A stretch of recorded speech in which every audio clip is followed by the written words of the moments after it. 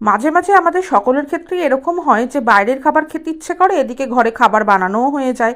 আজকে ঠিক আমাদের সাথে এটাই হয়েছে, রুটি বানানো হয়ে যাওয়ার পরে মনে হচ্ছে একটু বাইরের খাবার খেলে ভালো হতো।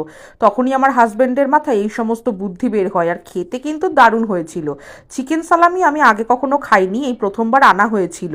এই চিকেন সালামিটা দিয়েই একটা সুন্দর জিনিস যে এইভাবে বানানো যেতে পারে, সেটা একমাত্র ওর মাথা থেকেই বের হতে পারে। চলো কি করে এটা বানিয়েছিল সেটাই শেয়ার করি। রুটিটা তো আটার রুটি, প্রথমে বানিয়ে নিয়েছিলাম, তারপরে ডিমটা ওই পেঁয়াজ টমেটো লঙ্কা দিয়ে একটা অমলেট মতো করে নিয়েছি। সালামিগুলো আগে থেকে একটু বাটারে টস করে নিলে বেশ ভালো লাগে। তারপরে রুটিটা প্রথমে অমলেটটা বানিয়ে নিয়ে তার উপর থেকে রুটিটা দিয়ে তারপরে এক এক করে সালামি আর চিজ দিয়ে দিয়েছি। চাইলে এখানে পেঁয়াজ কুচি টমেটো সসও দিতে পারো, তবে আমার এরকমভাবে খেতেই বেশি ভালো লাগছিল। আর একটু বাটার দিয়ে কড়মড়ে করে ভেজে নিলে তো আর কোনো কথাই নেই, সসের সাথে খাও বা এমনি এমনি খাও, এটা খেতে কিন্তু দারুণ লাগলো। তো দেখা হবে কালকে একটা নতুন ভিডিওর সাথে।